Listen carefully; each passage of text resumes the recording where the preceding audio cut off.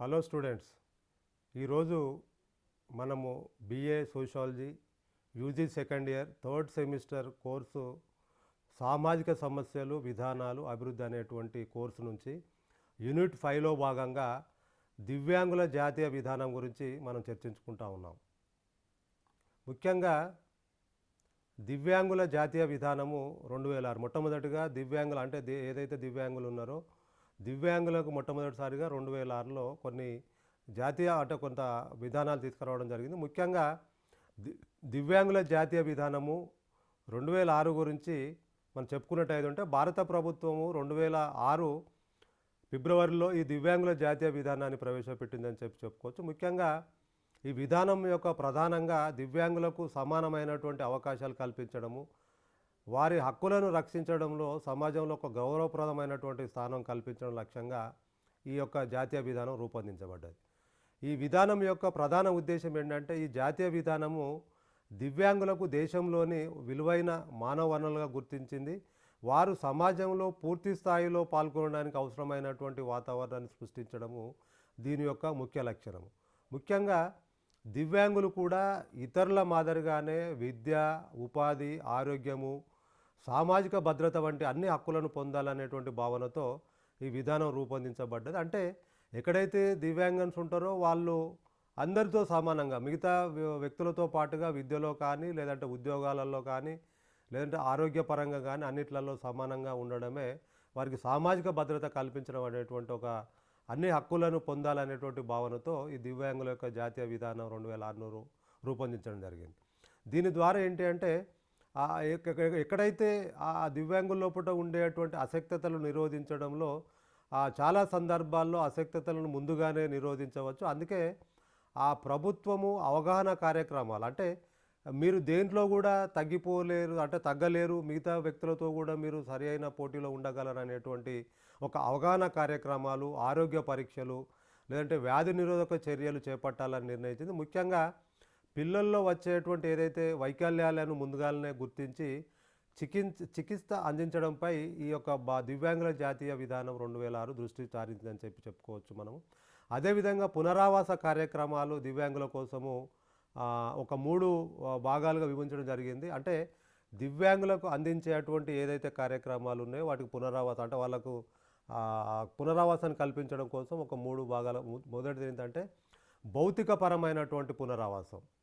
So భౌతికపరమైనటువంటి పునరావాసం ముందుగానే ఆ వ్యక్తులలో అంటే వైకల్యాన్ని గుర్తించి కౌన్సిలింగ్ అందించడము, లేదంటే వైద్య సేవలు అందించడము, అదేవిధంగా సహాయక పరికరాలు ఇవ్వడము, పునరావాస నిపుణులను తయారు చేయడము, అంటే వాళ్ళు ఎట్లా అభివృద్ధి చెందాలో అది చేయడం, అలాగే అదేవిధంగా విద్యాపరమైనటువంటి పునరావాసం దివ్యాంగులకు ఒక సాధారణ విద్యతో పాటు వృత్తి విద్య కూడా అందించాలని చెప్పడం, అదేవిధంగా ప్రత్యేక వారి యొక్క భౌతిక పునరావాసంలో భాగంగా ఆ దివ్యాంగుల కోసం ఒక ప్రత్యేకమైనటువంటి పాఠశాలలు లేదంటే ప్రత్యేక శిక్షణ కేంద్రాలు ఏర్పాటు చేయాలని చెప్పడం. ముఖ్యంగా కొంత అంటే దివ్యాంగపరమైనటువంటి మూగా ఉన్నటువంటి విద్యార్థులు కావచ్చు, లేదంటే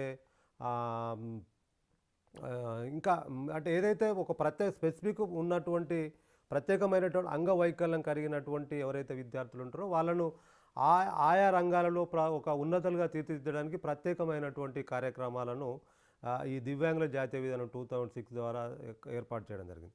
అదేవిధంగా ఆర్థిక పునరావాసం కల్పించడం. ముఖ్యంగా దివ్యాంగులు గౌరవంగా జీవించడానికి వారికి ఉపాధి అవకాశాలు అంటే ప్రత్యేకమైనటువంటి ఉపాధి అవకాశాలు కల్పించడం. అంటే కొన్ని ఉద్యోగాలలో రిజర్వేషన్లు కల్పించి వారికి ఉద్యోగాలు ఇవ్వడం.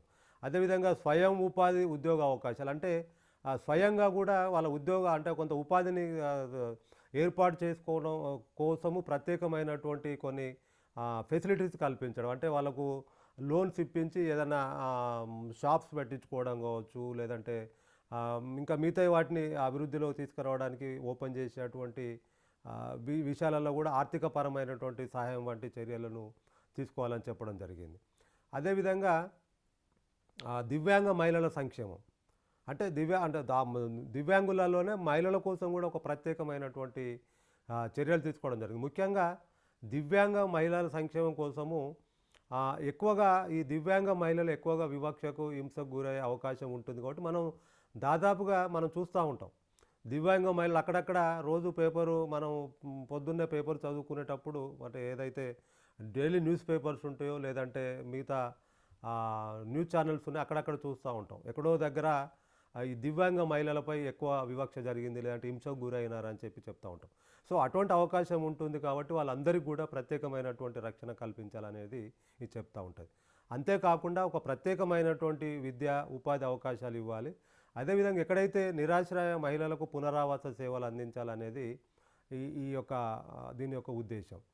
అదేవిధంగా దివ్యాంగ బాలల అభివృద్ధి కూడా, దివ్యాంగుల అభివృద్ధిలో భాగంగా దివ్యాంగ బాలల అభివృద్ధి కూడా ఇదొక దీని యొక్క ఆవశ్యకత ఉంది. ముఖ్యంగా దివ్యాంగ బాలల అభివృద్ధి గురించి చెప్పుకున్నప్పుడు ప్రభుత్వము దివ్యాంగ పిల్లలకు ఒక సంరక్షణ భద్రత లేదంటే విద్య, ఆరోగ్య సేవలు, వృత్తి శిక్షణ అందించాలని నిర్ణయించింది. కొంతమంది మనం చూస్తూ ఉంటాం, ఎవరైతే కొంతమంది దివ్యాంగ పిల్లలు అయినప్పుడు వారు తెలియకుండానే వాళ్ళ తల్లిదండ్రులను వాళ్ళను వదిలిపెట్టిపోయేటువంటి అవకాశం కనపడుతూ ఉంటుంది సమాజంలో. సో అటువంటి వాళ్ళకు ఒక సంరక్షణ భద్రత ఇవ్వడము, విద్యాపరమైనటువంటి, ఆరోగ్యపరమైనటువంటి సేవలు లేదంటే వాళ్ళకు కొంచెం పెరిగి పెద్దవారు అవుతూ ఉంటే వృత్తి శిక్షణ అందించాలనేటువంటిది నిర్ణయించడం జరిగింది. అదేవిధంగా ప్రతి పిల్లవాడికి సమానమైనటువంటి హక్కులు ఉండాలని ఈ దివ్యాంగుల జాతీయ విధానం 2006 చెప్పడం జరిగింది. అదేవిధంగా వారు గౌరవంతో ఎక్కడైతే దివ్యాంగ బాలలు ఉన్నారో ఆ దివ్యాంగ బాలలందరూ కూడా గౌరవంతో ఎదగడానికి అనుకూల వాతావరణం కల్పించాలని చెప్పడం జరిగింది. అదేవిధంగా ఆటంకరహిత వాతావరణము, దివ్యాంగుల స్వేచ్ఛగా తిరగడానికి ఒక ఆటంకరహిత వాతావరణాన్ని కల్పించడం. అదేవిధంగా భవనాలు లేదంటే రవాణా వ్యవస్థలు, ఎక్కడైతే ప్రభుత్వ కార్యాలయాలు ఆటంకరహితంగా ఉండకుండా చూడాలనేది ఒకటి ఉండదు. అంటే ముఖ్యంగా వాళ్ళు కనుక ఆ భవనాలలో లేదంటే ఇంకా మిగతా వాటికి పోయినప్పుడు రవాణా వ్యవస్థలో ఏదైనా ఒక ప్రాంతం నుంచి ఒక ప్రాంతానికి పోయినప్పుడు వాళ్ళకు ప్రత్యేకమైనటువంటి ర్యాంపులు కానీ లేదంటే లిఫ్టులు కానీ లేదంటే ప్రత్యేకమైనటువంటి సదుపాయాలు ఏర్పాటు చేయడం ద్వారా వారికి సౌకర్యవంతమైనటువంటి జీవనాన్ని కల్పించవచ్చు అనేటువంటిది ఇది చెప్పడం జరిగింది.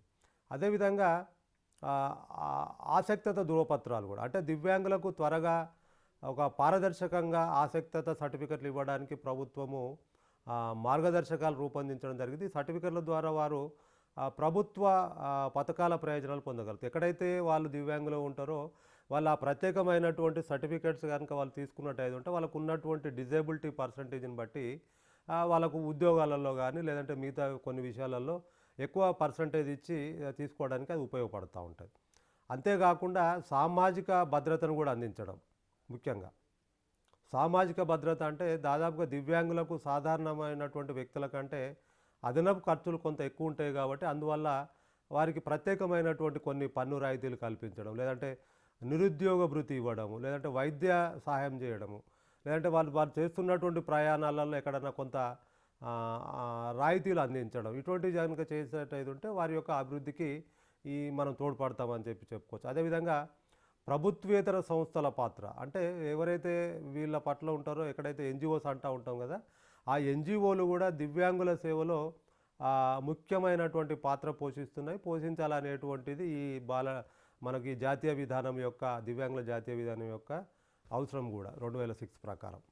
తర్వాత ప్రభుత్వం అంతా కూడా మనం చెప్పినటువంటి వీటి సహకారంతో, ఈ ప్రభుత్వేతర సంస్థల సహకారంతో లేదంటే పునరావాస కార్యక్రమాలు, శిక్షణ, వాళ్ళకు ప్రత్యేకమైనటువంటి శిక్షణలు ఇవ్వడము, లేదంటే ప్రత్యేకమైనటువంటి పాఠశాలను చేయడం, ఇట్లా ఆ పరిశోధనలు చేపడుతుందని చెప్పి మనం చెప్పుకోవచ్చు. అంతేవిధంగా